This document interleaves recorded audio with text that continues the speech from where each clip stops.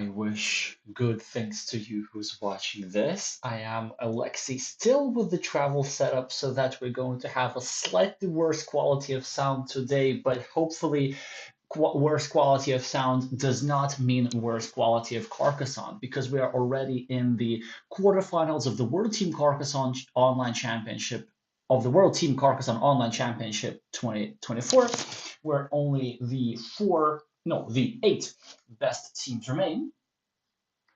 Some of them have already played. Japan has won against Mexico, and earlier today, United Kingdom has already won against Taiwan.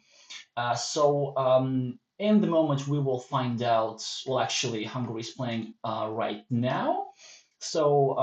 Let's see if they are able to join the Team Japan in the first semifinals. And today, all eyes right now are going to be on Portugal versus France. And we will find out who's going to join Team UK in the semifinals. Now, in this quarterfinals, I think it is completely equal. The chances are completely equal between the two teams. And there is a particular duel, João Margarito versus Viv, which are going to watch. So the battle of the two highest rated players. I know that I've already have shown Viv a lot in previous streams of France. But I was going to stream a different duel, but I just can't miss the chance of them playing against the Portuguese captain. So I think this duel on table 2 will likely decide the fate of the game. However, another one which we will look quite closely is the duel on table 3, Glovier versus Lash, where I would say the Portuguese player is the slight favorite. On table 1, foam versus 1-3, that would be a complete toss-up. And on the last two tables, Mastery 77 versus the French captain Squalus and by Antonio Piva versus Blitz. Here, I think the slight advantage, rating-wise and experience-wise, will go to the French player. So I think that everything's evenly balanced. Two tables where the Portuguese players have slightly higher winning chances, and two tables where the French players have slightly higher winning chances, and table 2 where I think the outcome of the match will be decided in all likelihood. I mean, my predictions could be completely wrong. Maybe Portugal wins this 5-0, maybe France wins this 5-0. We don't know that. But do let me know who you're rooting for, and do let me know who you think is going to win. And also, let me know if you want to follow a particular duel. We will now go to Viv's game and start refreshing Viv. And there we are. They have already started. Well, they're not started. They have created a table. Vivian Charlot, the runner-up of the Carcassonne Champions League back in March, has dropped down in rating quite significantly, so that even João Margarito is ahead of them, but rating means nothing. Rating means completely nothing. Ooh, what's up with the microphone? I don't know that.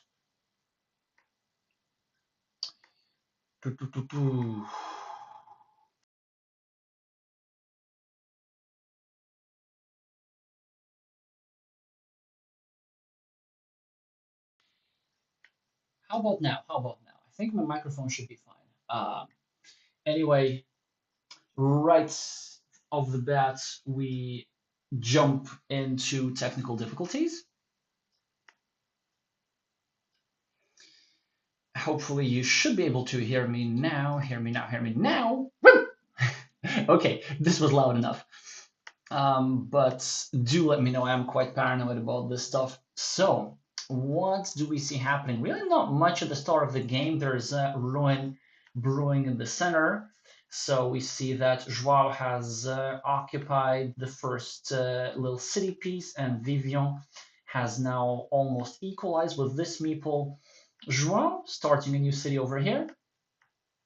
Now continuing his road, and Vivian with the red meeples started a city over here.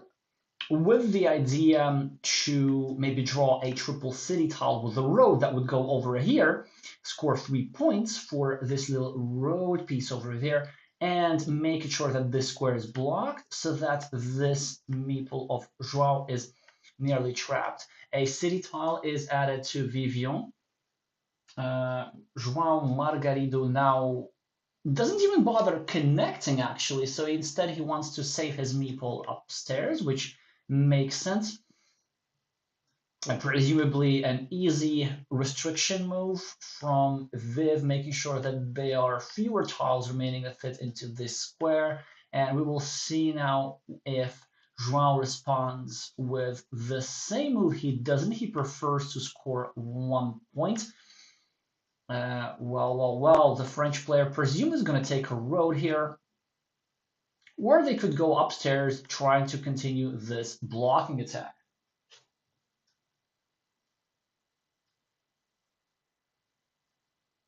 Ah, thank you. So this was the issue. Okay, we can do that. We can do that. We can do that. We can do that.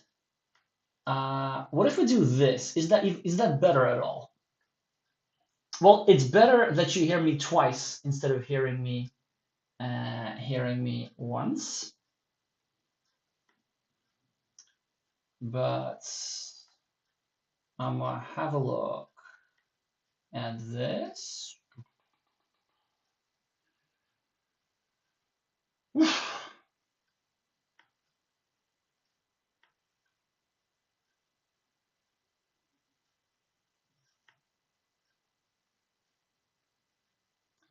What's happening in the meantime? Okay, suggestions are not visible on the screen. That's wonderful. This is exactly. Wait. No, it should be visible on the screen. That's so weird. I can see them.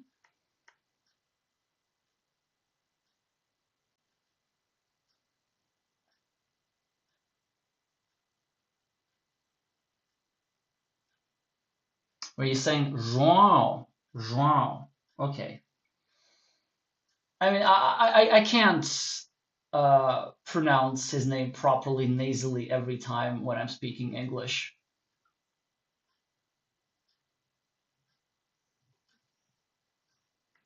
Okay. So João, João.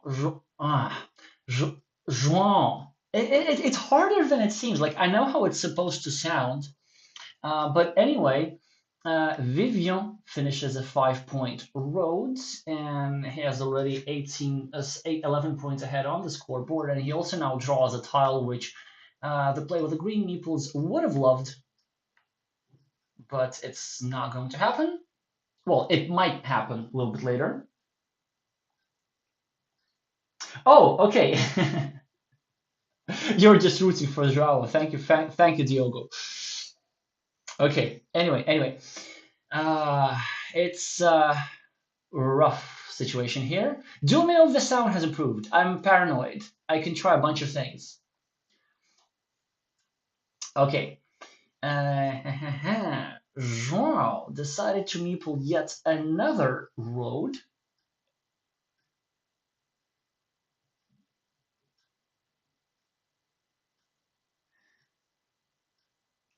Yes, thank you, David. I will just say Johnny. Johnny Margarito. That's the name of the Portuguese captain. So Johnny is now 14 points behind, and he's now has 3 roads. Well, at least he gets one of those road meeples back, and he has 5 points. And Vivian decides to not connect to Joao's road, but Joao would very much like to connect to Vivian's city to prevent even further points on the scoreboard. And beautiful move here from Vivian Charlot as he separates his meeple on the left from the blocked meeple of Joao.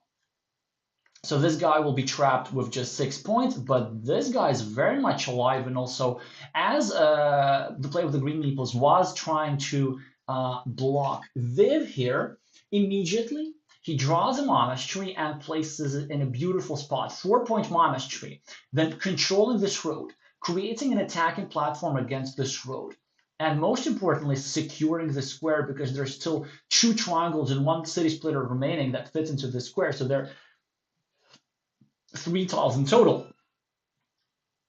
And when Red will get this tile over here, it's almost a question of time, then Red will also get an additional monastery point. Well, João now takes 6 points for a city. Finally, he was able to finish the city which was started so long ago, but look at this beauty. 2 stacked monasteries, another monastery for Vivian. It's going to be very, very hard for the Portuguese player to come back. Not impossible, but hard. So finally, João equalizes Red City over here.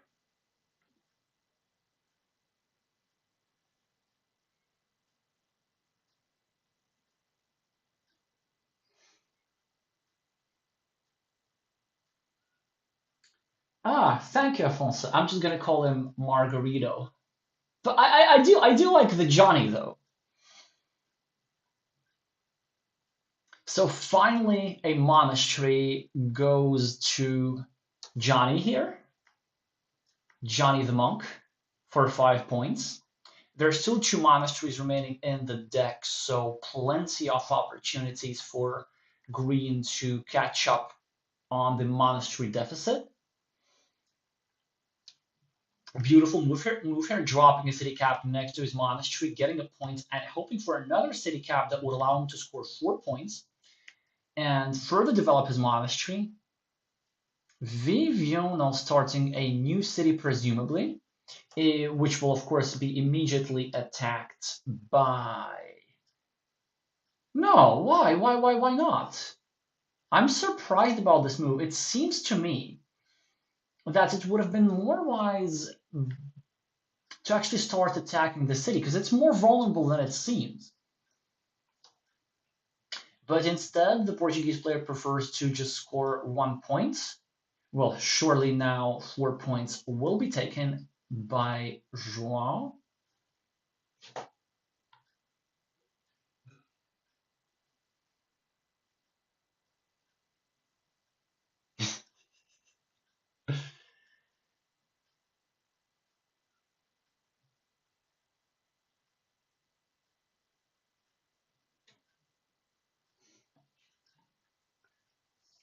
Okay.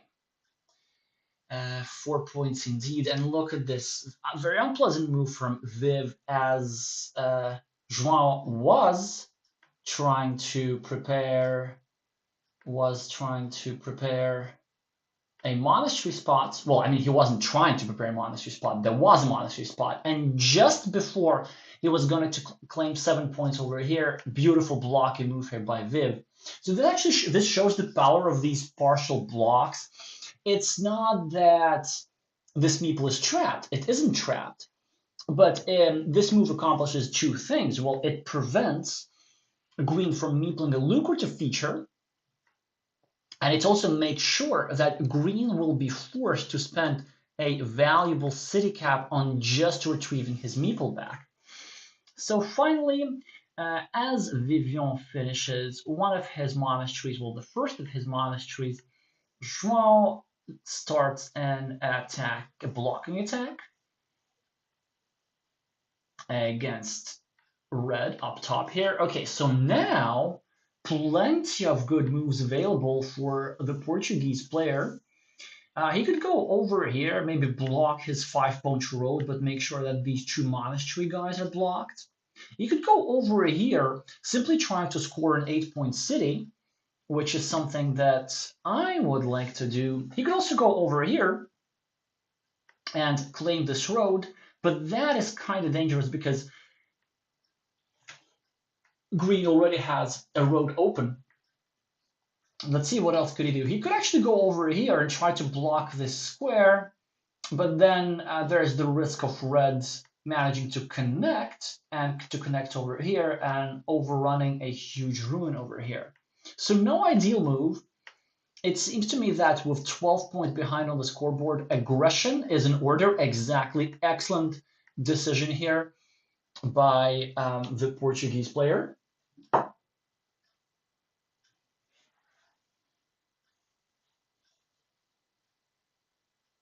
And now he's going to get his meeple back. Sure, a meeple back for Vivian for 4 points, but 8 points are about to appear on the Portuguese player's scoreboard imminently.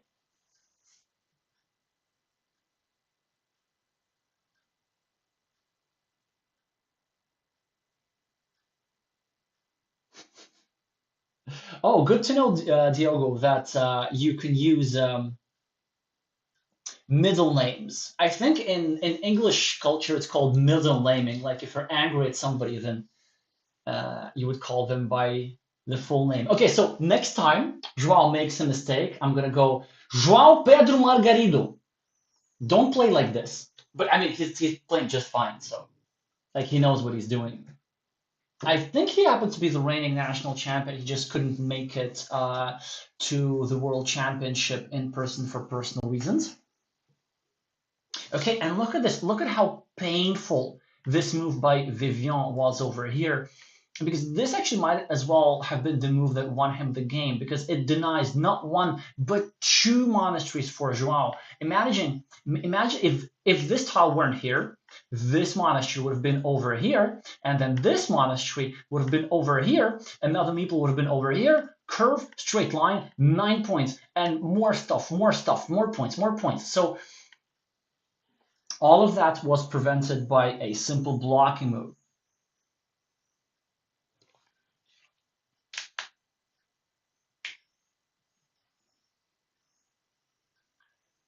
Alrighty.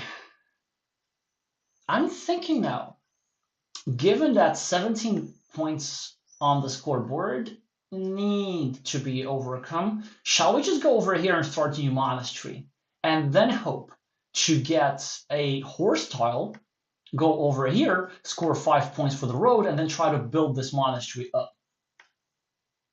I'm also actually okay. I think this is the first mistake by the Portuguese player. I really don't see the purpose of this move. A much better move would have been to go over here and to kill off this city cap, because it's very important to kill off. Okay, a bit of an instructive moment here. It is important to kill off a city cap, first of all, when it's in your opponent's field, because Vivian is threatening to draw a city cap and score 7 points, 4 points for the city, and well, just like that, just like this, yes? So these 7 points were gifted by the Portuguese player to the French player. Had this tile been over here, none of these shenanigans were possible. But there is also another reason why the Portuguese player should have eliminated this threat. The other reason is that Joao needed a vanilla city cap to flee his monastery. So he already has uses for a city cap, and it is not in his interest to have a city cap open, even if it were not in his field. So again, difficult situation, but the Portuguese master is fighting. 1 minute remaining on the clock. 1 extra monastery point on the bottom right. City cap for Vivian. Presumably, I mean, if I were Vivian, I would just go over here and start a new city. And when I finish the city, I would just drop another farmer. And I would control the farm with 12 points, and I would just win the game. But maybe the French player has another idea.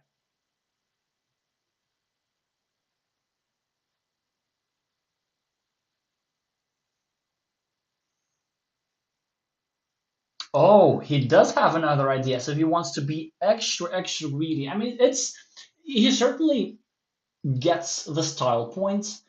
Might be a bit excessive if you ask me, precisely because of the move like this. So the idea of Vivian, of course, was to draw another city cap and then score 4 points for the city, 3 points for this field, 3 points for that field. So to set up a 10-point move, but this was now easily blocked.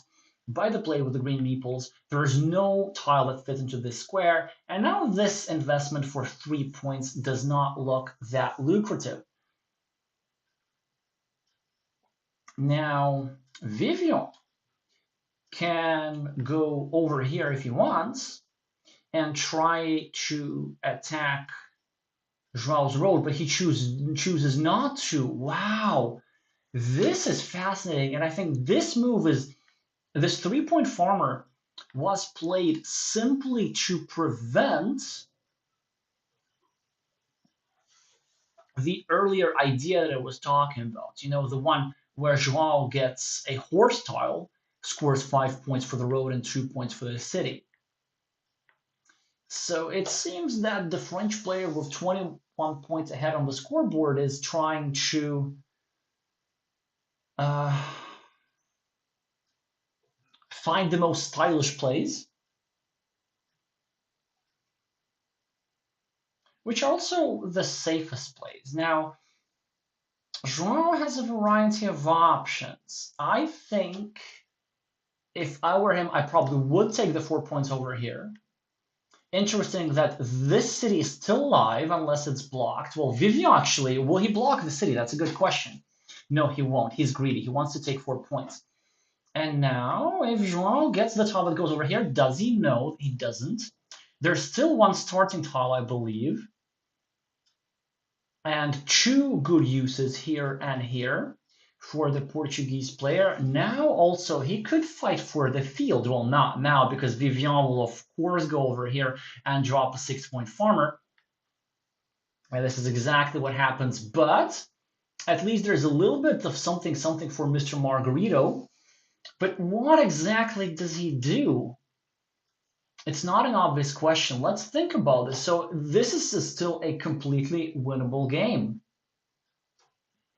We're minus 12, but we have some bits and pieces. We have a ruin, we have a road, and we have another road, which almost compensates, which actually compensates these 12 points, I believe. Then this monastery ties with this monastery, and the one thing remaining we have is the fields.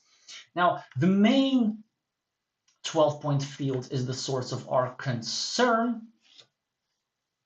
But first of all, the Frenchman chooses, the Portuguese player chooses to take some quick points. But don't fully agree with this move because he needs to attack the field somehow. Well, actually, he might go over here, drop a farmer, and hope for a curve. This could be desperation time. I'm not exactly sure about the remaining tiles. It's something that is the Portuguese captain's job to figure out. But hopefully soon we will see exactly what Joao does. So what are some ideas? We could go over here, drop a farmer, and 1, 2, 3, 4, 5, 6, 7, 8. Well, there's at least one curve remaining. We could just take 3 quick points. We could just go over here and meeple the city and hope to complete the city and drop another farmer and connect to that smaller 6-point field over here. You see, the problem with this move earlier by Joao, I'm actually not such a huge fan of it because it's only a 3-point move. Yeah, I'm actually really not a fan of this. Of this move over here. It looks fun, 5 points for the road plus 1 point for the city, but the problem is that this move expanded Red's field, adding this castle into this field, which is 3 extra points. So yeah, all that is really not ideal. Well, Joao needs to come up with something. As Vivian takes 2 points and eliminates the hopes of completing this city ever. So 4 extra points for Joao, and now it should be all she wrote. A move from Vivian that I might expect is to go over here and deny a fields connection opportunity through the outside.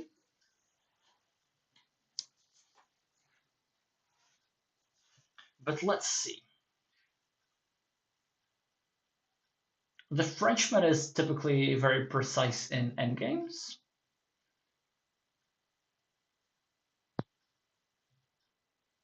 This is exactly what happens. And I don't believe there is a way to connect it to the field. Yeah, so I thought of an idea of going over here and dropping a farmer and hoping for a crossroads, bringing in a farmer like this, but both of the players know that there's no crossroads remaining, which is why the Portuguese player simply throws in the towel as Vivian takes the last 5 points and a lone 3-point farmer for the Portuguese player. So all of that should result in a convincing win by Viv. And credit should be given for this blocking move, destroying a beautiful monastery spot for João that made it very hard for the Portuguese player to come back into the game. And this is where the point difference mostly come from. So look at this, 3 monasteries drawn and 3 monasteries used.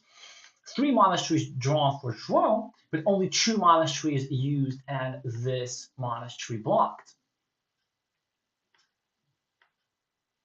And because the Portuguese players' features were so awkwardly built, this led to a long-term meeple disadvantage for the Portuguese player, and this was used by the Frenchman to claim some field and then hold on to them.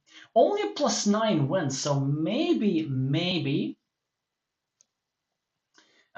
it was possible to find some sneaky field connection idea by João, but precise spatial awareness by the French player thwarted the Portuguese player's plans. We will now go to another opponent, presumably, as they seem to be taking a break. Well, I want to see how Lash versus Glovier are doing. Huh, this is interesting. Okay.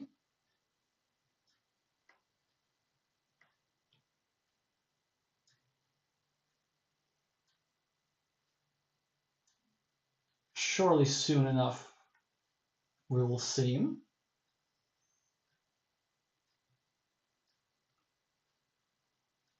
I see that most of my chat is rooting for Portugal. Anybody rooting for France? Okay, this is weird.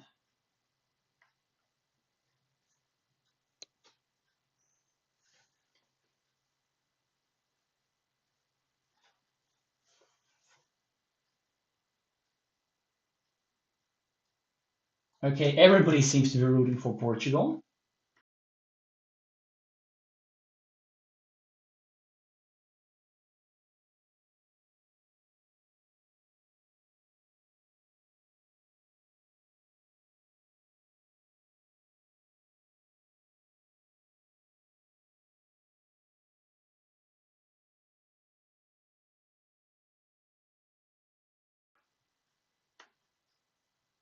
Okay, that's as interesting. So. Lash. How are they doing? Oh, so they're still playing. This is interesting. They're going a little bit slower. Well, everybody's rooting for Portugal.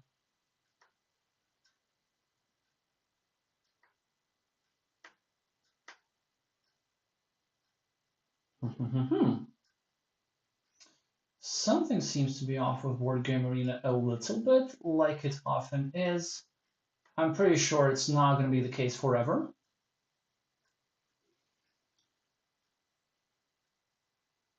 Yes, Ricardo, it is what it is.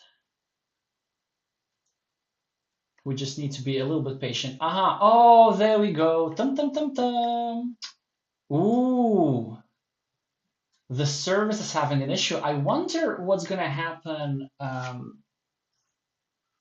I wonder what's going to happen in that case because the games are probably going to be cancelled. But let's see.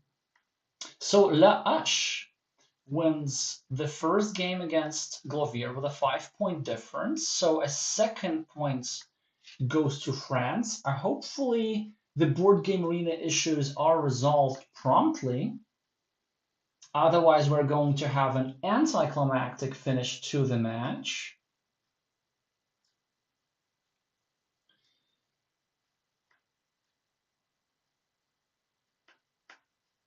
Yeah, so this is interesting. So actually, they wouldn't even register the win, so it shows as if they're still playing. Well, anyway, let's just see whom else we can watch. Maybe we can see if Joao started his second game, or maybe we can see how Blitz is doing on table 5. They still seem to be playing the first game, but again, it could be the same issue. Playing against Antonio Piva, and okay, so they actually are playing. And the moves seem to be registering. So Board Game Arena is not completely down just yet. So let's see how Antonio is doing. Well, not too great, as the Portuguese player is down 40 points. And is there a way to overcome this deficit? And actually, there totally is. This game is by no means over because look at what is happening in the middle. This giant city is one tile away from being completed, and there are 2 yellow meeples, 2 Portuguese meeple versus 1 black French meeple. Hi, Luziption.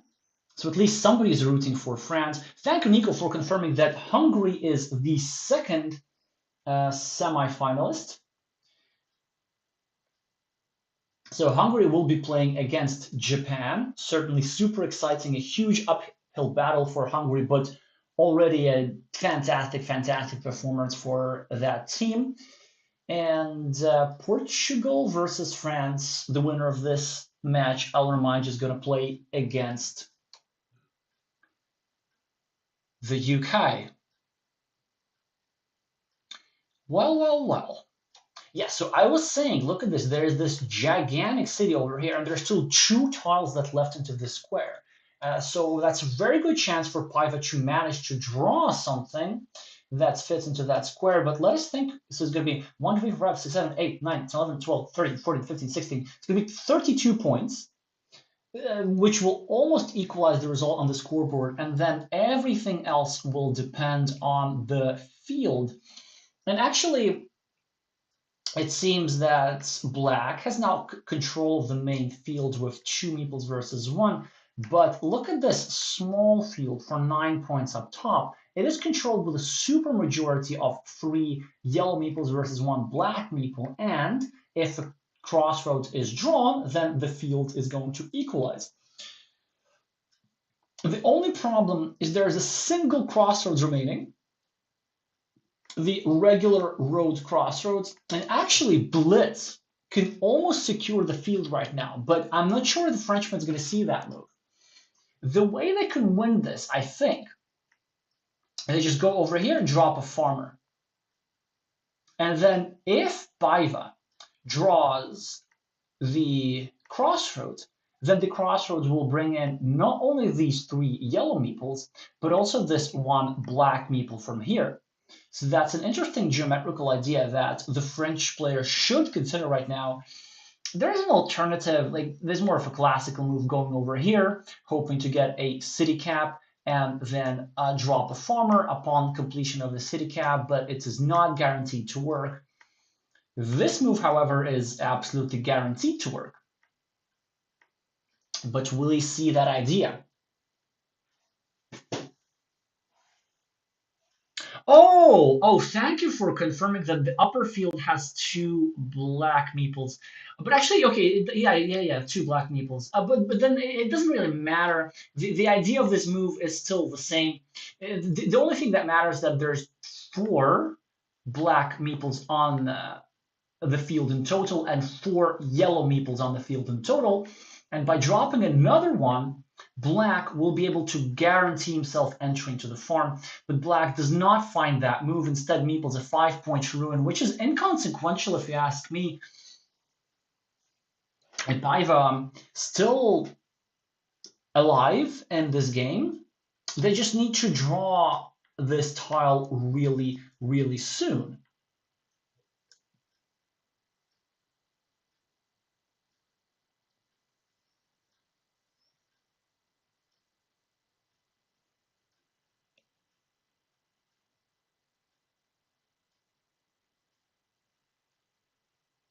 Oh, that's a good point, Crafty, that Black is thinking that Black is going to have yet another meeple, because eventually Yellow is going to draw a tile over here, and Yellow is going to give meeples back, not only to himself, but also to Black.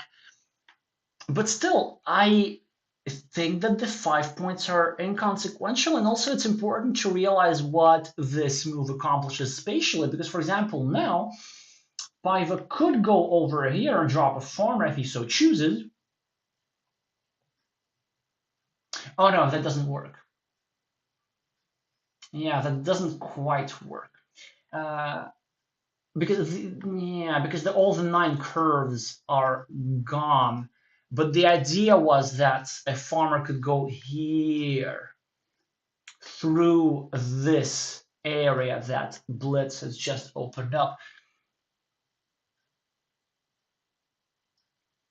Yeah, but it's not going to work because all 9 curves and all 6 daggers have already been used up.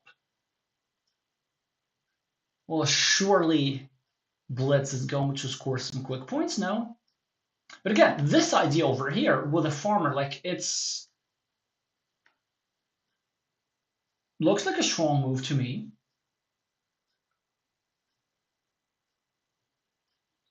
Aha.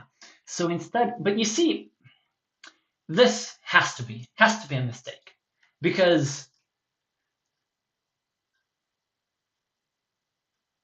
well, I'm not sure if that's a mistake necessarily, but surely if you're gonna drop your last meeple as a farmer, why not drop it where it is guaranteed to connect?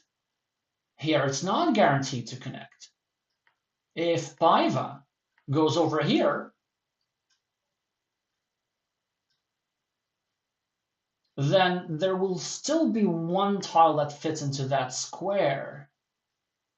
And this is actually kind of unblockable, so that's the problem. Well, it's not unblockable. It is very much blockable, but the idea here is that maybe we could get a road monastery and score 2 points over here and block the square. And the reason why the square would be blocked is because the only tile that goes over here is this buddy, the Dorito with a road. And also, but there's a problem. Like, if Piva goes here, then immediately, oh, yes. There's also the road monastery. Of course. And dum dum dum dum, Piva's gonna go over here, and he's probably gonna meeple the road monastery, as he should. Of course, there's this connection. And this was the whole purpose of Piva's move, to actually allow himself 2 routes for entering the field. Blitz now gets a city tile. Okay, so and now Piva can actually go over here, and then it will all depend on the Portuguese player drawing this tile over here. But actually, even there, I'm not completely sure if that's enough. So 33% chance.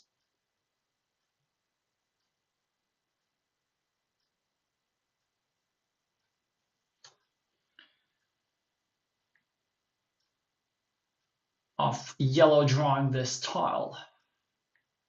Oh yeah, actually, wait, it's not a good idea to go here, because of course, as the yellow player, you don't want to be completing this city, because this would give 3 points to Blitz for this little mini farmer.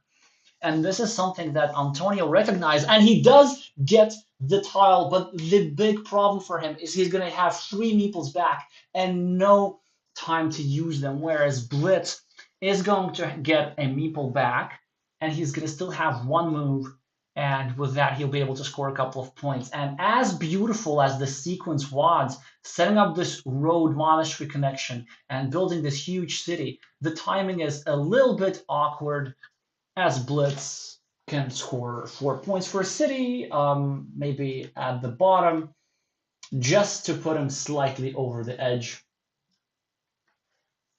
Well, actually, with the ruin at the bottom, Blitz is already over the edge because he has 9 points versus Piva's 8.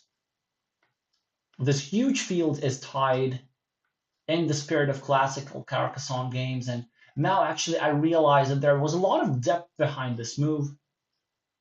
And it was a position which was very, very hard to win for Antonio, even with the luckiest of tiles. So he needed to complete the city, but much, much earlier. And despite failing to overtake this field on the left, Blitz wins this game with a +10 difference. So yet another result which favors France. Thank you for confirming that Mestre 77 has, I'd say, unexpectedly won the first round. Actually, let me just change the colors a little bit. Yeah, there we go. So, and we are going to continue watching somebody else.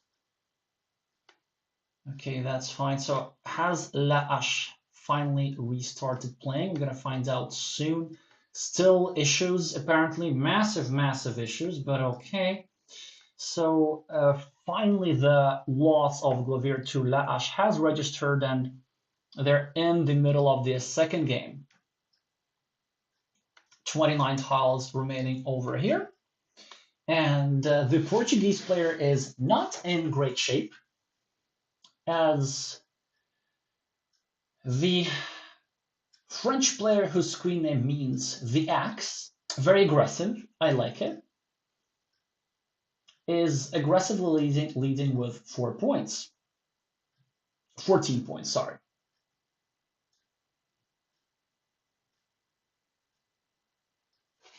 So Foam lost the first round. So this is looking really, really well for France on all tables.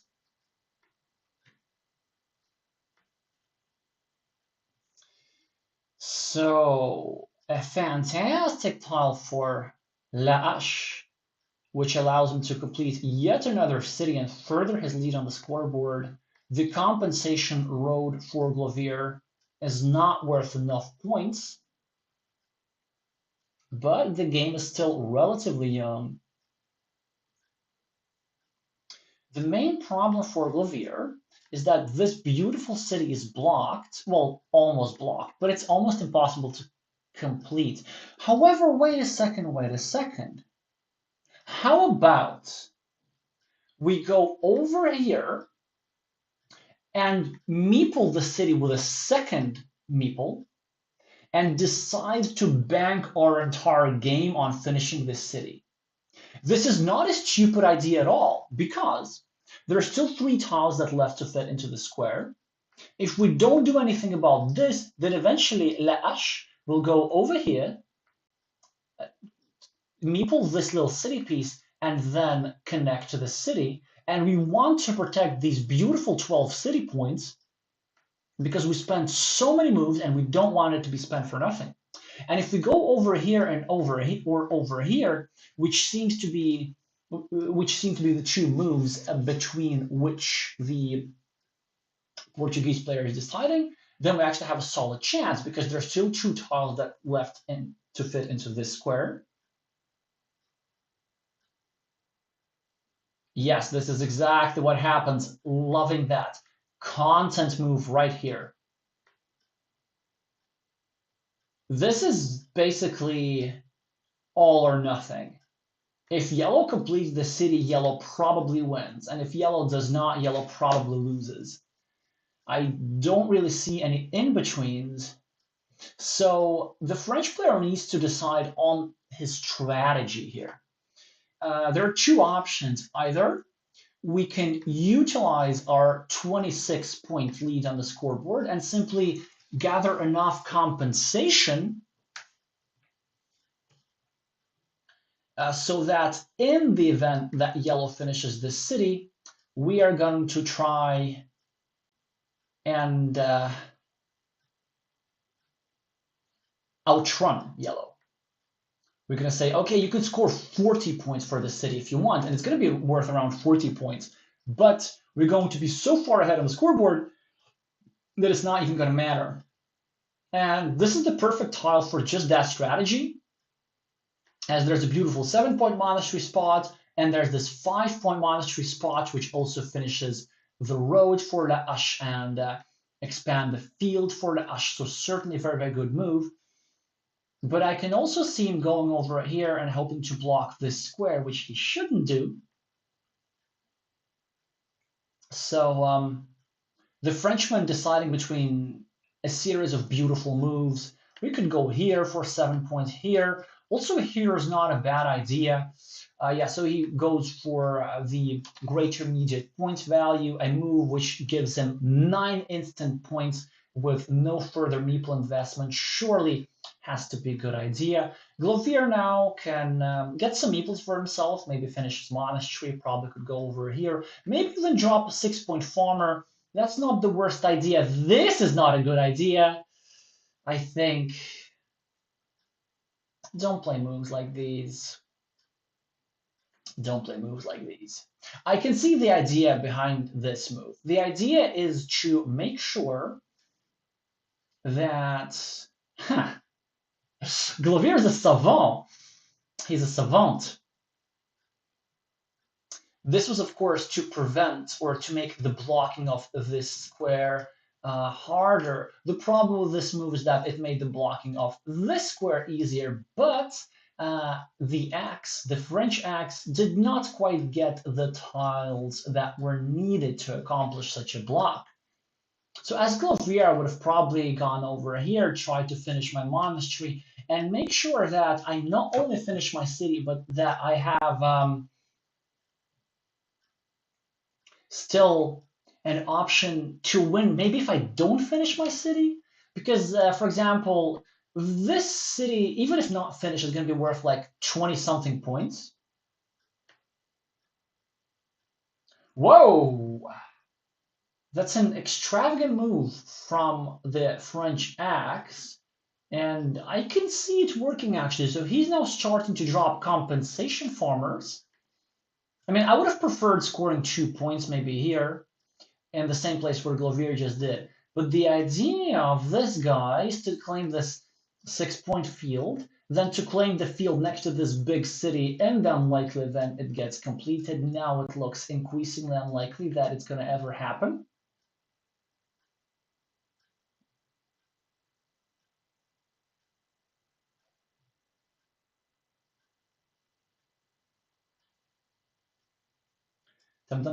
We can see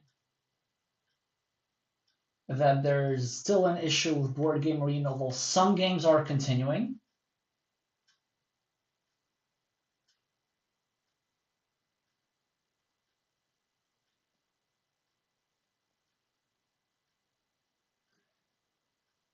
What can the axe do?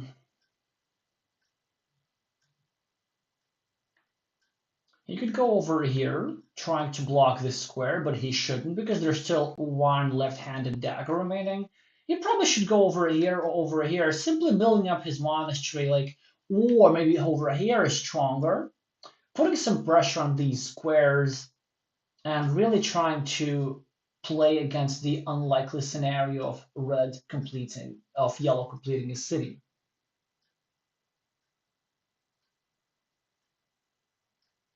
Yes, Craft Giraffe. Unfortunately, Board Game Arena developers do not have the same priorities as we do. It's their loss. Now a big strategic decision for Glovier, and he really, really needs to think for a full minute here. Either we go over here. Okay, that was too quick. It could be the correct move, but it's too quick. It wasn't calculated, and I don't like that fact. So either we go over here and simply still bank on this city, and we need the one, and well, we need one of the two tiles that fit into this square, one tile that fits into this square, and so on and so on. And maybe a couple of city caps over here. So that's all sounds doable, but there was another possible approach of simply going over here and then finishing a city cap, equalizing this farm, and then just kissing the city goodbye and trying to win differently. It seems to me intuitive at the very least that this strategy chosen by Guillermo is more likely to give him a win. Excellent move by Glovier, not afraid to limit himself to a 50-50 because there's still one dagger tile that goes over here. And most importantly, this is a dagger tile that the Portuguese player does not need elsewhere. Okay, there we go. The crucial tile has been drawn. However, Lash draws the tile which Glovier would have loved to place over here. But in the meantime, he's building up another monastery complex and also developing his field. Okay. No, no, no, no, no, no. Oh, what a grave mistake. Guillermo, why? Why would you do this to yourself? So first of all, he saves the spot next to this monastery. But the move that he had to play is to go over here and drop a farmer, try to equalize this 12-point field, because Lash is getting a lot of these city caps, and I wonder if finishing this big city, which is still doable, is going to be even enough. Okay, so this big city is covered up. You have to drop a farmer now. You have to drop a farmer now. Now. Do it. Yes, excellent job. And there's one tile and one tile only that left into this square. This same starting tile. It's a 50-50 chance.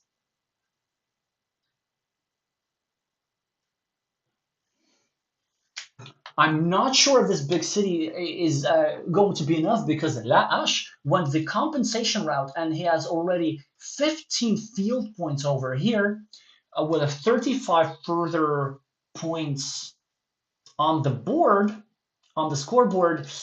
Yeah, actually, I don't think it's going to be enough at all. And Glovier does draw the beautiful tile.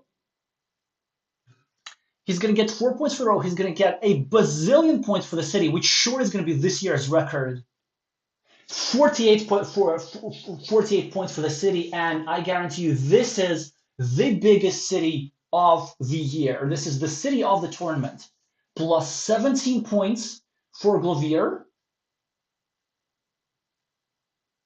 But just like in the last game that we saw, with the Portuguese player completing a big city, he just does not have enough time to play his meeples, and despite completing a 48-point city, I believe it is going to be a loss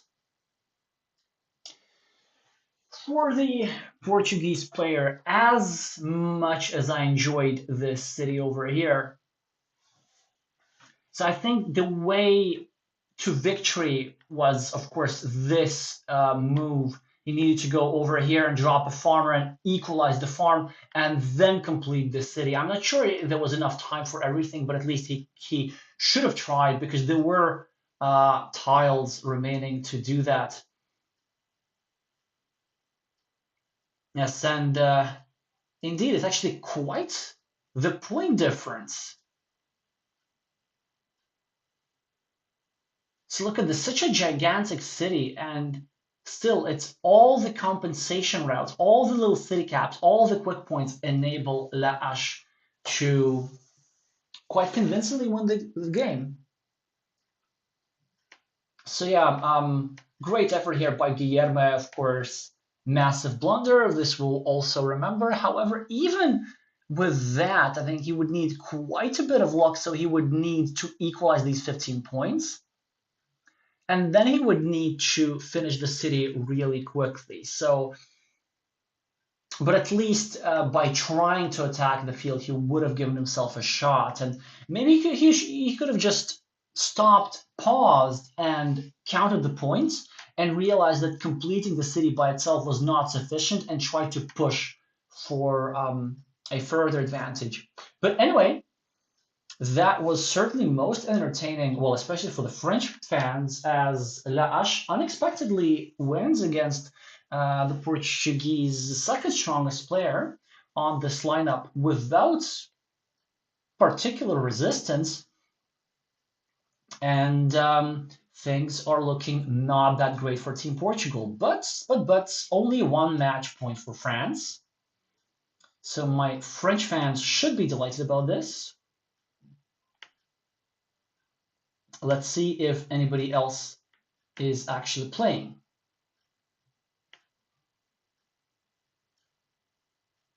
Okay, so Piva against Blitz. What was that about? So Blitz won against... Oh yeah, obviously we saw how Blitz won against Piva, but that was the first game. Have they even started their second game? No, because look at this. Piva's win has not even registered.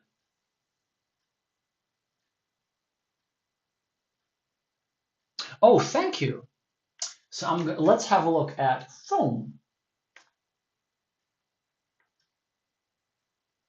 who lost the first game. So this would be very, very important for the high-rated Portuguese player to win this in order to keep the team's chances alive. And it looks like it is exactly what is happening now, with 12 tiles remaining to be played.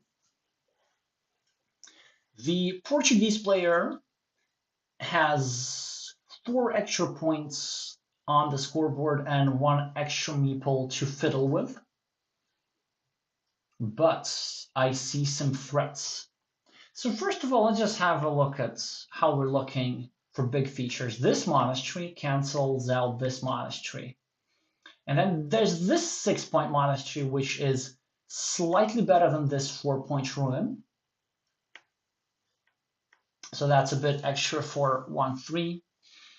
And now there's this 2-point city in the center, which is blocked because there are no tiles that left to fit into this square.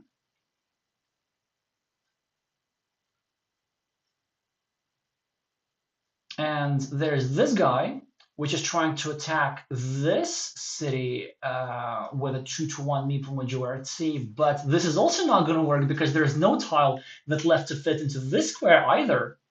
So the Frenchman is in dire straits because on top of his problems, Red is controlling a beautiful 15-point field. There's this 16-point field in response, which 1-3 was just able to join. Well, he wasn't able to join. He sort of farmed this, and he was able to expand this to a 6-point field, right, by completing a city cap. And his idea is to draw a tile that goes over here and go into this big field and maybe even sneak in another farmer and overrun this field with a 2 versus 1 meeple majority. And this would give the play with the yellow meeples probably the victory in this game, because it would give them 18 points. And Foam just simply decides to attack the field. This was one of the many, many good moves possible by the Portuguese player. He could have just meepled the monastery over here. Or he could have simply meepled this road, with the idea that if 1-3 wants to go over here, 1-3 would be forced to complete Red's road. Red, of course, could have scored 3 points elsewhere, but a rather strong move, I'm going to have to say. Going over here and threatening to reconnect to this field in two possible ways.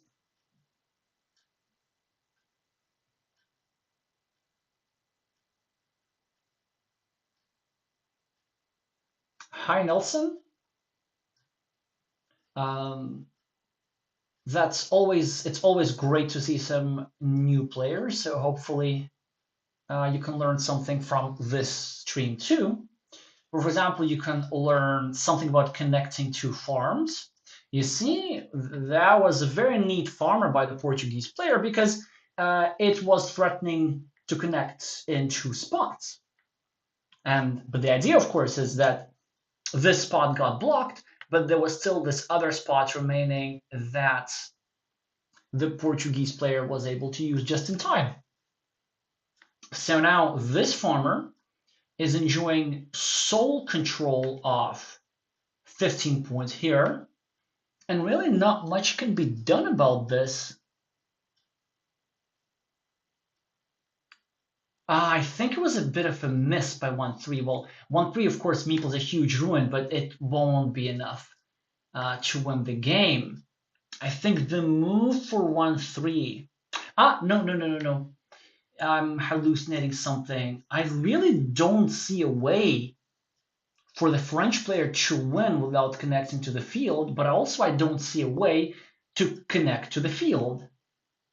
Ergo, no way for the French player to win. Especially now that he has spent his last meeple, this field is completely secure, and the Portuguese player can simply enjoy, maybe building new cities or maybe going over here or dropping a 3-point farmer. It really doesn't matter that much what he's going to do exactly.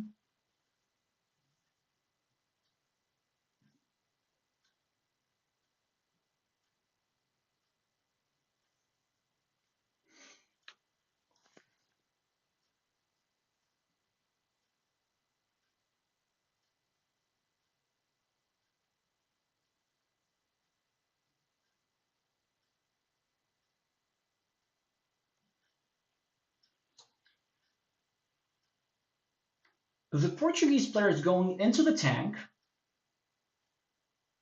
and I wonder why. I need to remind that there are time limits. If he's going to spend 1 more minute and 22 seconds, he's going to lose this game. This does not happen as he drops another farmer as suggested, and now he'll able to score 4 points for the road on the right, crossing the 50-point threshold. 1-3 doesn't really have that much of a choice as to what he could do. Maybe just add 1 city point to his new ruin.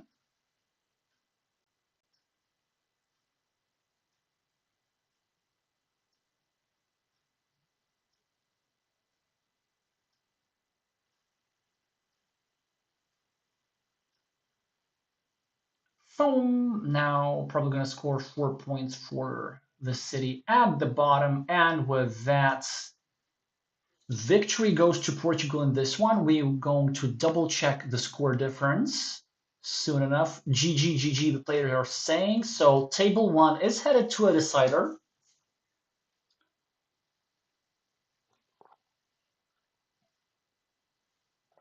Where Team Portugal is trying to mount a comeback against France, who have had a very good start in this.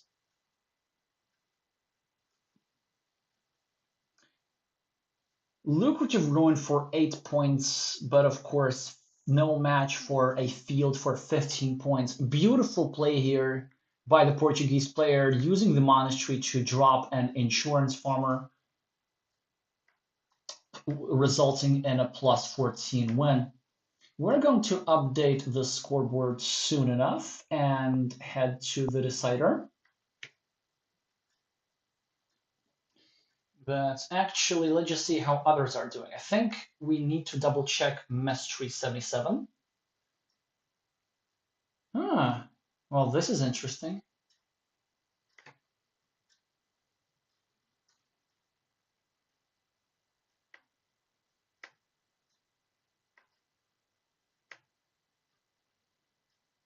Hopefully their game is progressing too.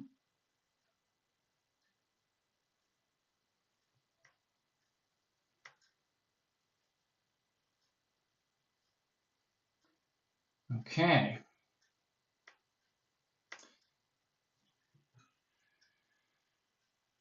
That's a nice positive avatar. Although I wonder why it doesn't have anything to do with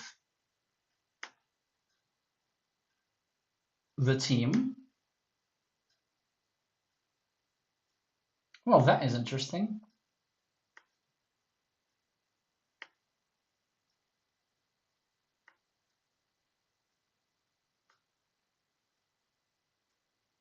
Soon enough, we'll get there.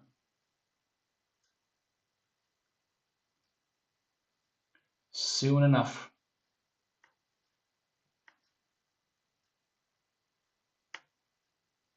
You know what? Like, whichever game is going to open first, that game is the one that we're going to watch. Okay. So, Mestre versus Squalus is looking good for Portugal this time. Because Mestre against the French captain has 1 extra meeple and 23 points extra on the scoreboard. And the reason for that is the investment of Reds, that's the French player, into this big city. And this big city is blocked. It will not be completed. And Mestre will be able to use his meeples in many possible ways. But again, it's not such a simple game. It's not all over because I see this critical square over here. And we know that both road monasteries are still in use. Squalus presumably, well, actually, that's a good question. Is Squalus going to go over here? I mean, I would. 8 points are 8 points. So you see how Mestre and Meeple's a monastery. And then Squalus can take 9 quick points. I mean, I would do that probably. But the reason why these are 8 points is because it is adding 1 point to Mestre. Oh, that's beautiful. And he's going to have 5 more quick points.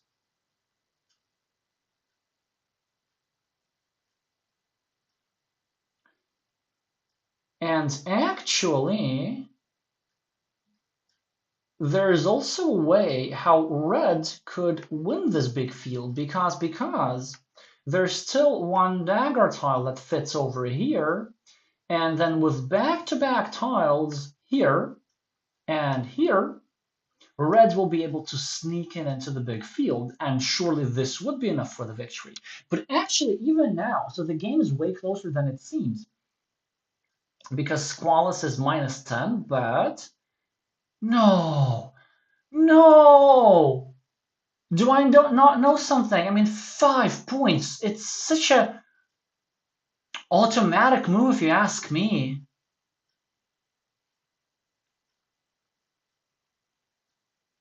Surely this is premature. I know that it's a lovely idea to try and overrun this field, but it is possible to implement this idea later because the other road monastery is still remaining. And whilst there's a road monastery still remaining, it is going to be possible. Oh, look at this. Oh, poor Frenchman. Getting massive scoring tiles and unable to capitalize. This is painful. And look at this Mestre successfully blocking Squalus. But Squalus, at least for now, completing with his plan. Continuing with his plan. And at least for now, it's working. Because 1, 2, 3, 4, 5, 6. 6 farmers are here. Mestre should have farmed. That's a mistake that is going to cost him. I mean, with a small number of meeples remaining, you just have to farm in these situations. Now, minus 13 for Squalus on the scoreboard, but plus 18, sorry, plus 15, plus 18 for this big field over here. So that's plus 5, minus 7 for this, so that's minus 2, minus 4 because of these 2 points, minus 1 because of these 3 road points, 0 because of this 1 extra road point, and 1, 2, 3, 4, 5, 6, 7, 8, 9, 10. So Squalus is currently at plus 10.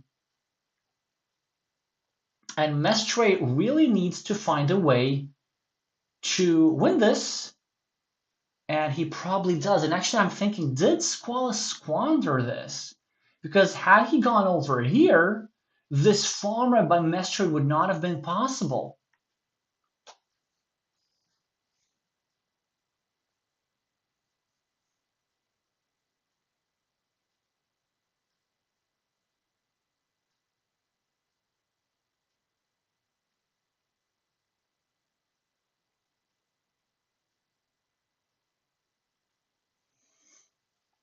And also, there's a way for Mestre to win without the field, because so this guy's already given him 3 points. He just needs to get 7 more points. And he can get 7 more points by simply completing this city and dropping a farmer here. Squalus, en train de penser, dans une situation difficile.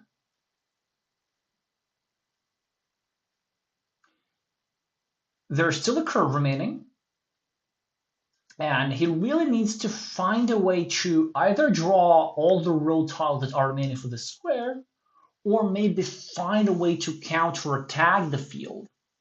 So let's say if he goes over here, drops a farmer like this, there's still one curve, technically, sort of, kind of, that fits here.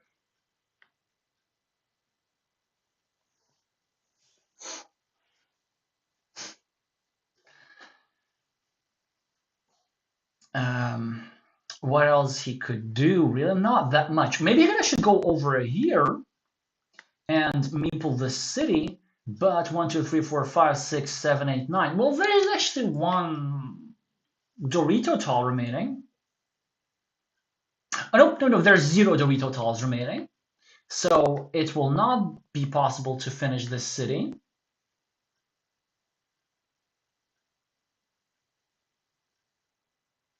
Okay, so he does attempt a blocking attack at the bottom. Mestre can just keep racking up points. So for example, if Mestre simply goes over here, he's going to be only at -1 if he just claimed the 6-point field. And then Squalus is still going to have to block the square and then some.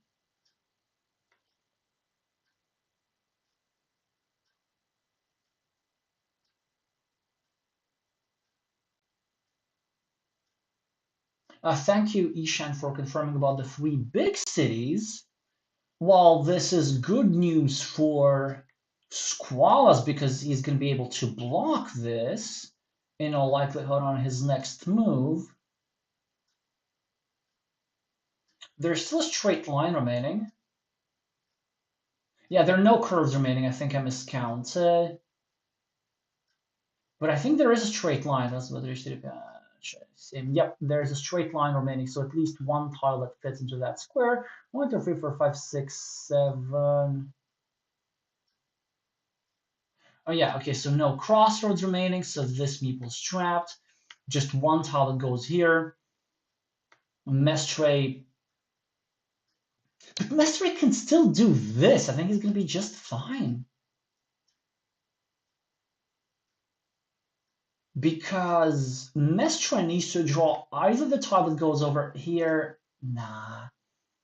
I get the idea. I get it. And it's very smart. And Squalus is successful with the block. There isn't anything that goes into the square now. So that was very neat. And he also drew a city cap, which would have been enough for Mestre to win. But you see, like if now Mestre goes over here, then the players will be competing for a row tile that goes over here because there's still a horse tile. And this horse tile would give whoever draws it first 5 points for the road, and this is what's going to decide the game in all likelihood. But Mestre has to claim a 6 point. Okay, so he goes for the field attack, but Squalus. First of all, plays way too fast because I don't think there was anything that went into this square other than, of course, the tile that Mestre drew. Oh, well, there was, but Squalus drew it.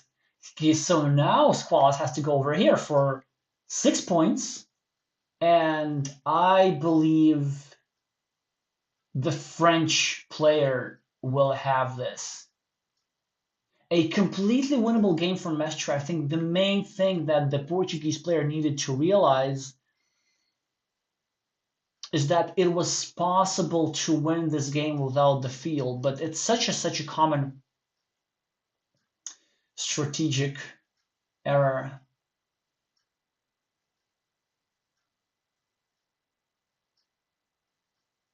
Yeah, thank you for confirming about the dagger, Ishan. Yeah, so it was, of course, not the most fortunate draw for Mestre as he had opportunity to connect here and Squalls do everything, but he had a chance to win this in a more secure fashion, I believe.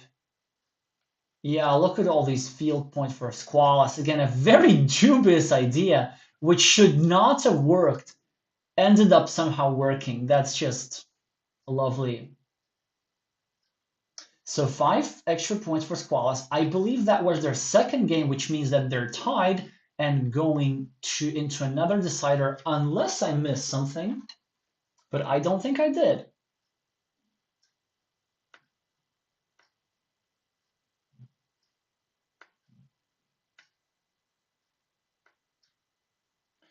Yeah, it's a bit hard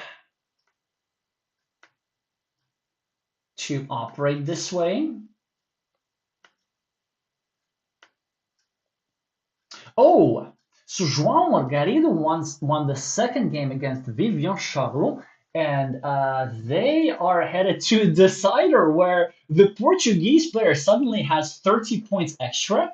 Well, this is not something that many of us expected, and look at this move by João trying to prepare an invasion of this big city over here. Of course, all players waiting for the big quadruple city tile. Also, João now successfully blocking 2 of Viv's monastery versus 1 monastery of his own. Wait. I don't get this. I mean, I do get this actually, but the French player finished the city for João, and it's a 10-point city. I think the reason they did that is because they really want to have the quadruple city tile themselves so that they get to finish a slightly larger city. The problem with that move is that it frees up meeples for João to play with, and he could just go start dropping farmers.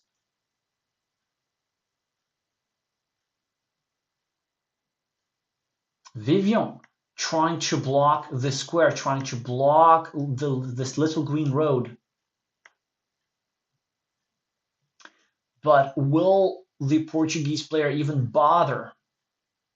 He could go over here, start a new city, or over here, start a new city, or simply go over here and start farming.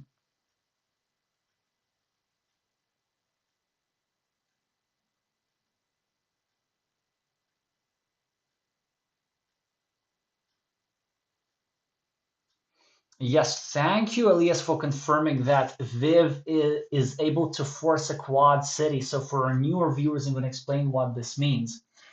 If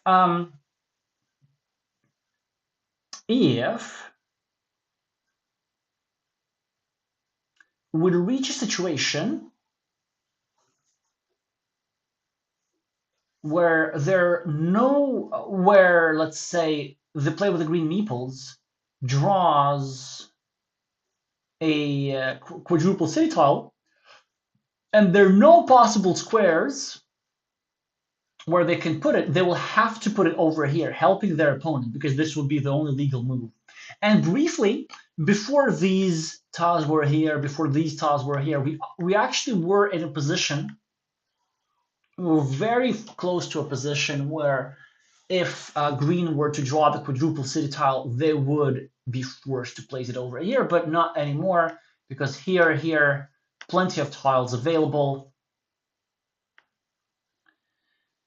But Vivian just keeps scoring quick points, still alive in this game, but a huge tile for João,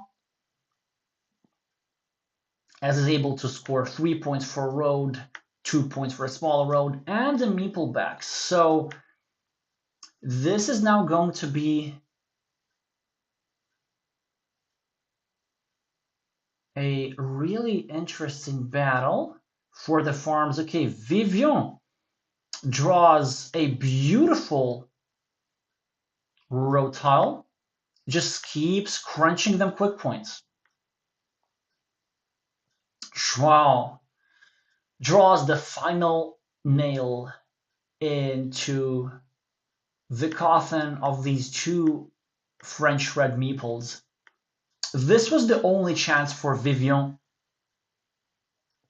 to win this game, I believe. If he were to place over here, the city would have been worth like 24 points or something, or even 26. I think it's 20, yeah, 24 points. Sure, this would have given the Frenchman some chances, but now I'm not even sure that's going to be possible, as the Frenchman keeps drawing monasteries. No. The Portuguese player keeps drawing monasteries. He's now going to complete yet another monastery. So Viv blocked this farmer of João with just 3 points. And look at this. What a lovely, lovely move by Viv. He's trying to win this big field.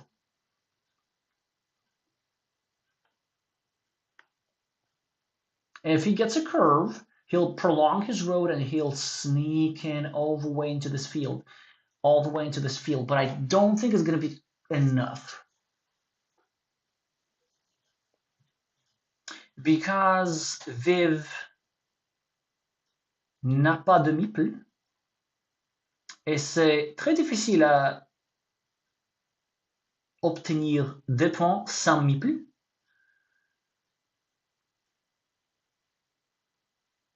Very difficult to get points without meeples. Well, Viv just accomplished that. I mean, he was able to connect into this field. This field's worth 15 points. It has 5 completed cities on it. 1, 2, 3, 4, 5.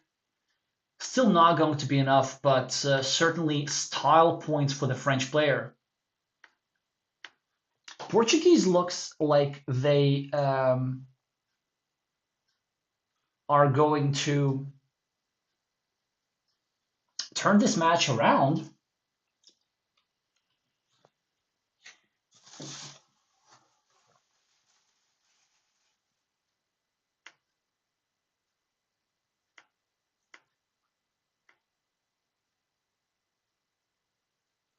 In the meantime, I'm going to try and open the decider of Squalus, which is also of paramount importance here.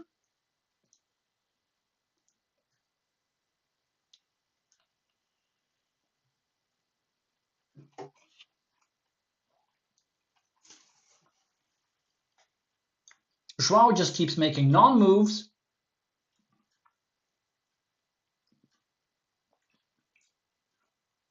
There's probably a stronger strategy than doing this.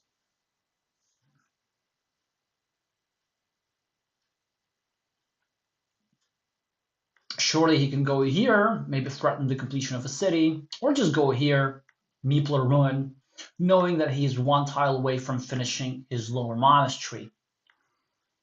As long as he keeps scoring points, he's going to be just fine.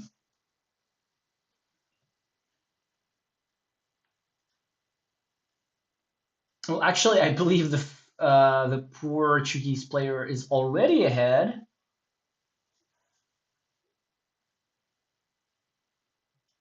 Oh, what a tile! What a tile for Wow, 7 points. Look at this beautiful little city cap just before Viv had the opportunity to block this. And Johnny's gonna place the city tile over here for 6 points.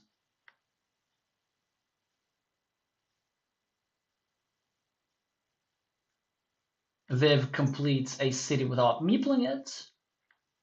It's going to give him 3 extra points and 2 extra monastery points at the end for Johnny Margarito for a convincing comeback win.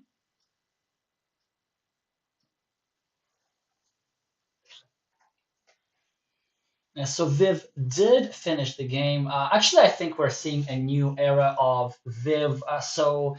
Word of mouth has it that Viv has trying to create a new image as a Carcassonne player. He recently, I think, unblocked several hundred blocked players. And I'm pretty sure he's going to take this loss well. Because, first of all, Team France is still very much alive in this. But we congratulate João and Team Portugal for getting on the match scoreboard. So France won, Portugal won, and I think we have 3 deciders as well. I'm not quite sure what the situation is for Blitz versus Piva, but we're going to catch up later. So what are we having here? Mastery, 4 extra points on the scoreboard and 2 extra meeples to play with. But Squalus has, I would say, easily the better position because 12-point farm, beautiful.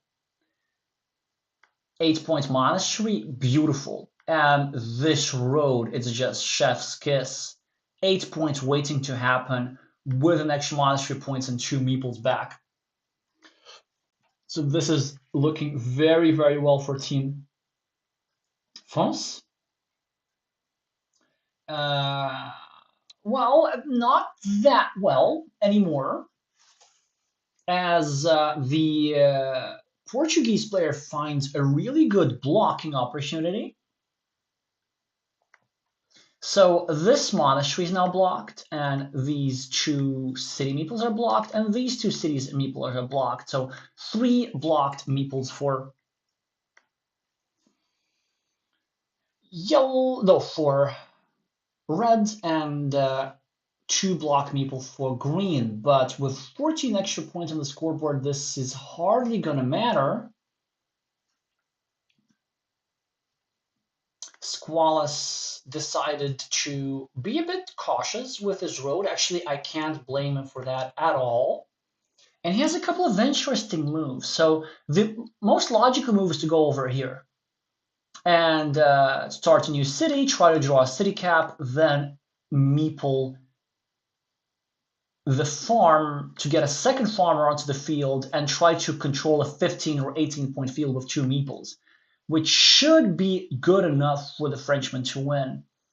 Another interesting approach is kind of crazy, is you go over here, and no, that's not a good move, but that's an interesting move, and simply try to play like very, very small ball, preserve a 12-point farm, and simply build it with just 1 meeple.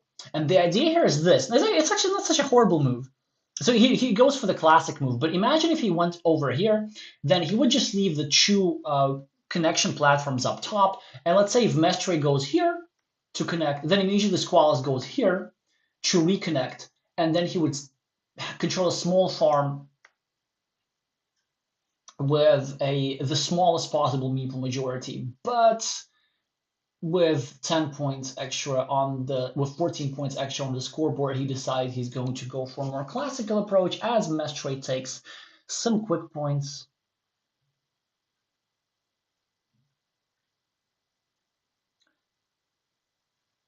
What is Squalus gonna do? Maybe going over here. Yeah, actually that could be a decent move. Going over here, opening some pressure against Mestre's meeple, and also doing anything but that. Okay, I see the idea. Now this is a decent move. The idea of this move is to try and avoid a blocking attack, because look at this, 1, 2, 3 starting tiles are already gone, and had this straight line not been here, Mestre could have taken this tile, placed it over here, and made it so that Squalus would have had only one tile to complete this city, the one and only starting tile.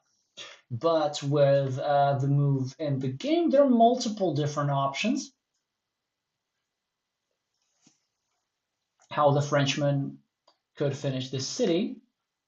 As Mestre, actually, I think there was another move which was slightly stronger, turning this tile upwards and meepling the little city piece, trying to even maybe connect or attack this city. Because the reason why this move is not that strong, let's say if you get a road end as Mestre in your next move and you score 4 points for the road, then it looks like a big restriction to this square, but not really, because all 3 left-handed daggers are still in the deck. So Squalus would still have 3 tiles to complete a city. So this city is still reasonably safe.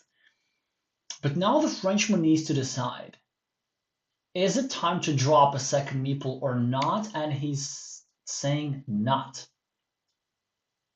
Whoa, whoa, whoa. So that's quite the move here by Mestre, trying to connect into this farm.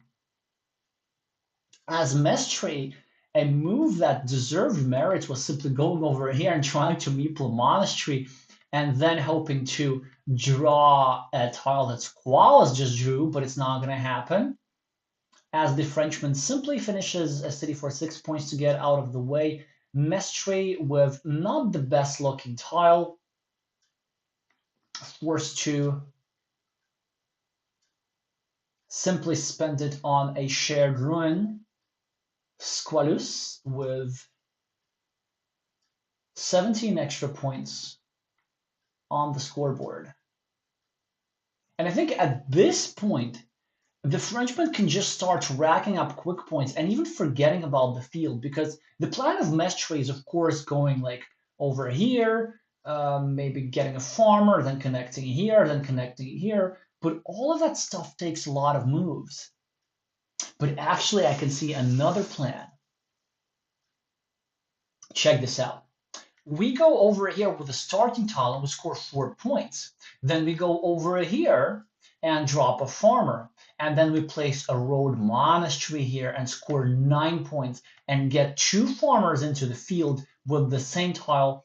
And then we also try to cover up this field, and it's going to be worth what, like 18 points? 18 points. And it will be almost impossible to attack. And then Mestre could win. So Mestre could go over here now. That would not be a bad move at all. I'm going to say further, I think he should go over here now. But it is easier said than done. No, that's too weak. That's not, this road is not important. Forget about this road. This is a 0-point move. This is a 0-point move, which makes it slightly easier, sort of, kind of, to get this road meeple back, but not really. All this does, it opens it up to a block. So actually, Mestre was far better off either dropping a farmer or at least completing the field connection and meepling a loop road. Because also, like, Mestre does not really need this meeple back to win the game. All he needs is this meeple back. Then he's going to have like 3 meeples, and 3 meeples are really enough to finish the game. So this extra meeple is not that valuable. Okay, Mestre, 1-2, like, brilliant. Look at this. Look at this. So many good moves. Yes, you could go here. Yes, you could go here. But I think the move which we all want to see is the content move of going over here, dropping a farmer, Don't be afraid. Don't chicken out. Ah! Ah! I can't watch this. I mean, it is a normal move to play if you're in an equal position, but it's such a good farmer. It's such a good farmer. And look at this, just setting up a like. Also, when you have this meeple tied up over here, how are you going to fight for the field? Ah, yeah, yeah. And look at this. And Squalus instead makes a beautiful move. Squalus is the one to drop this beautiful farmer.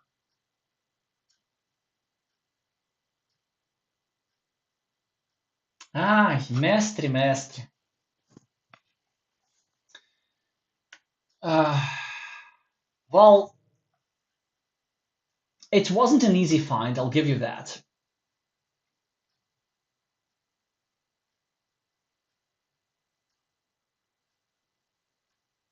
Okay, yeah, Squalus draws the tile to get both of these farmers into the field, and yet again, Squalus is ahead on the farm despite the fact that Mestre had all the tiles multiple times to secure the field for himself. Like, this is also the problem with many expert players that I see. The problem is that like players don't recognize when they're far behind and they have to risk. This is the situation as Mestre. We're 21 points behind on the scoreboard. Our opponent has a nice 8-point monastery, albeit blocked, and we're down on the field. Well, how do we win this game? Well, we score points, get meeple back, and we win the field as efficiently as possible.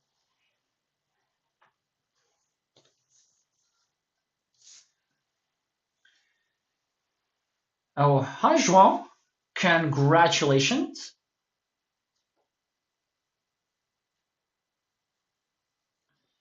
for your duel. Squall is now playing with fire a little bit. I mean, it looks like a good move, and it's an okay move. I'll give you that. But the problem with that move it opens a 9-point monastery spot, which is, I mean, not bad. Yeah, we can live with that. But maybe that's how Meshri comes back into this game.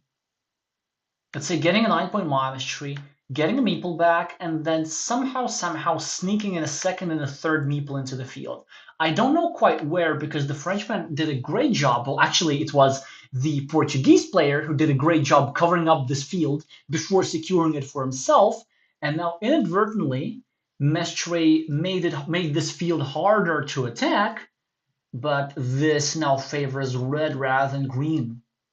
Squalus with a regular city cap, presumably gonna go over here, just drop it into his field, maybe bother this road a little bit. Or maybe make a move over here, which would annoy this city meeple a little bit. Oh wow! So Antonio Piva has lost 0 against 2, and Foam has lost 1 against 2. So in a match which was looking very good for Portugal, and I'm saying it as Mestre scoring 9 points, France is making a comeback of a comeback and now clinching the win. France for the first time ever in the semifinals, and we're gonna have a France versus England semifinals, huh? Just like 700 years ago, isn't that fun?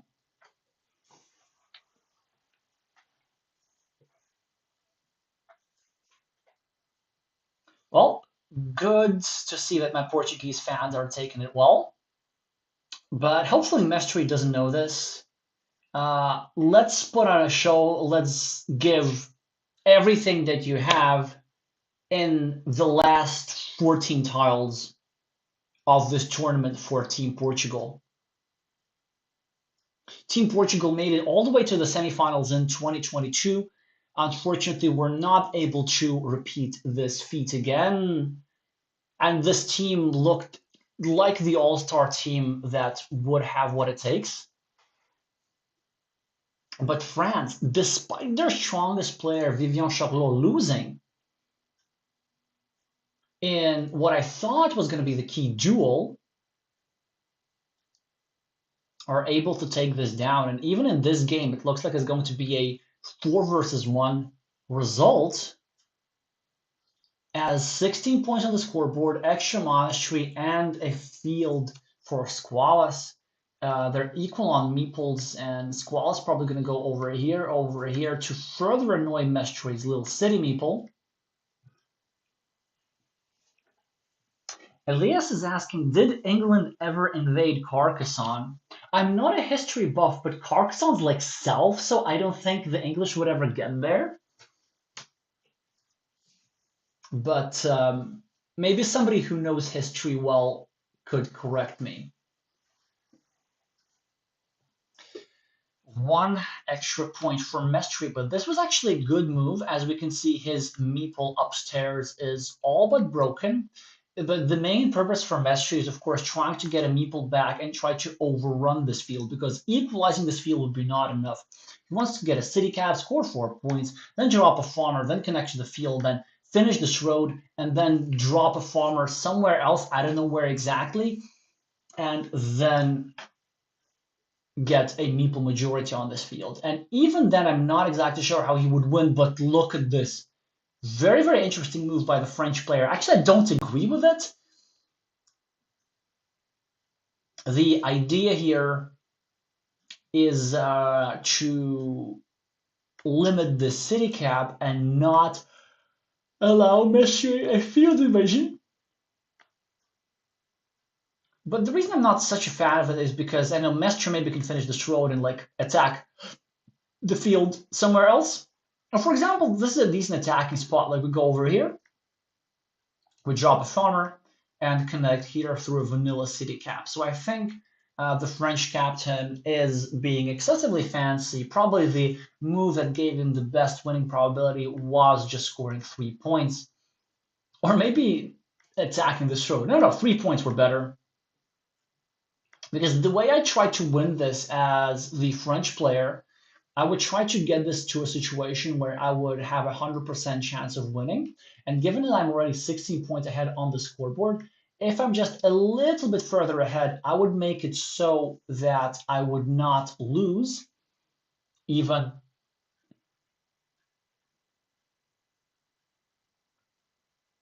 after losing the field. Well, Mastery decides to not continue his city. Why? Are we seeing nerves and some psychological issues? Or maybe the Portuguese player might be hallucinating that there's one more splitter tile remaining. No, there isn't. Both of them are over here. Perhaps Mestri already knows the result of his teammates, which they really shouldn't.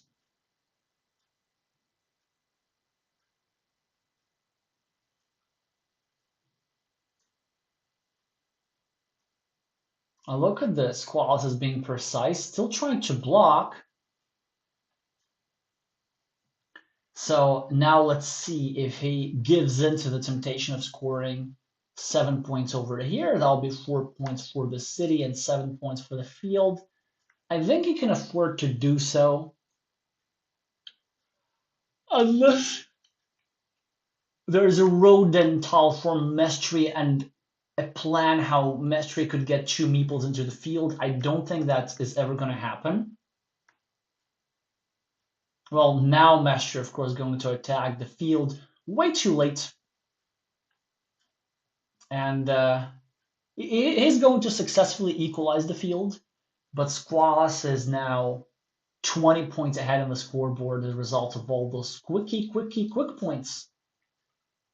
Despite Mestri winning the coin flip over here. And it was really, again, like it was a completely winnable game for the Portuguese player. It was just the Frenchman who managed to drop this beautiful farmer and outplay Mestri on the field. The farmer continues the invasion, the Portuguese, well, actually, technically, Portugal could invade Carcassonne if Spain were to give them a pass through the Pyrenees and they could go through Andorra. But I don't think they ever did that.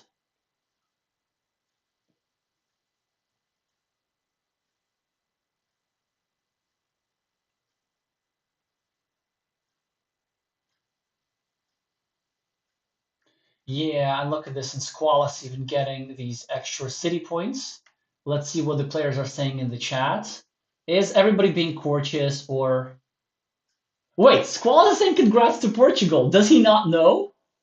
Does he not know?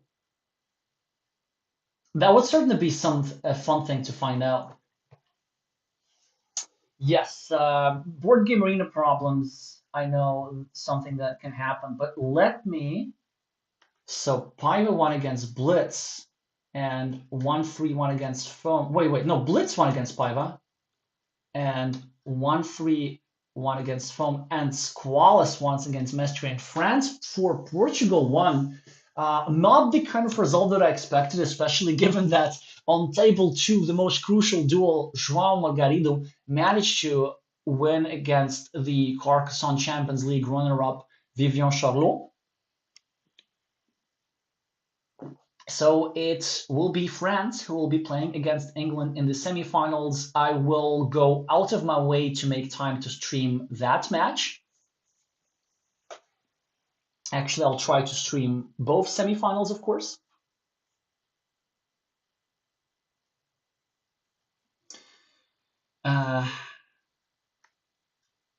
Before we leave, I need to remind you to meeple the like button. If you enjoyed the outcome or the process of this match or anything about this coverage, this is to help the algorithm and to help more newer players and viewers to find out about this World Cup and competitive Carcassonne in general. But there's more. Let me go over here and just let's see the other results. So Hungary against Japan is the first semifinals, and France against United Kingdom, which actually is France against England, as I know the constitution of the British team. It's mostly from South England, actually, or the southern half of England. I think with some exceptions, if I'm not mistaken. So it's not very geographically diverse, but this is the case in many countries where only a region of the country plays. From France, I think people are all over the place. I know that not everybody's from Paris. I'm not sure if anybody from the French team is from Carcassonne, though. Well, anyway, so this is what we're going to see next week.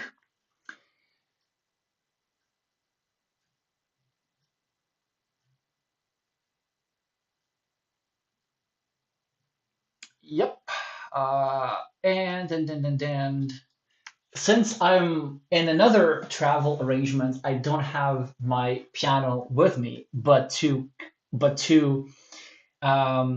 continue the tradition of congratulating the winner, I have prepared something which I'm not sure if I'm going to regret or not. But let's see, let's try. All right. So to congratulate Team France for getting into the semifinals, all rise for the national anthem of France without the piano. Allons enfants de la patrie, le jour de gloire est arrivé.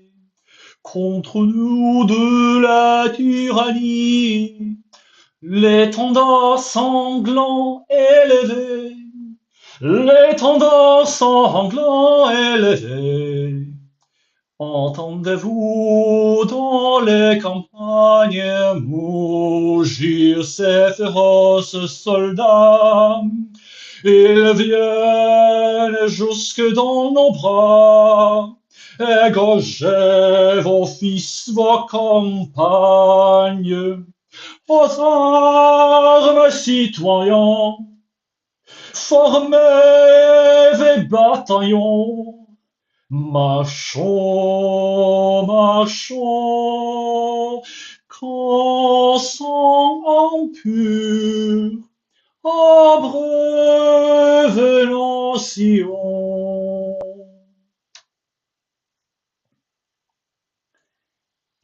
Congratulations to Team France. And yes, Glovier, this is exactly what happened. Portuguesa was prepared. In fact, it was very much rehearsed, but it is what it is. I guess you're gonna have to win next year. This year it's France. We congratulate France, and also props for Team Portugal for, of course, their consistent, strong performance, getting far into the playoffs year after year after year. Alrighty, that's going to be it. See you next week for the semifinals. Thank you so much for watching, and I'm gonna see you soon.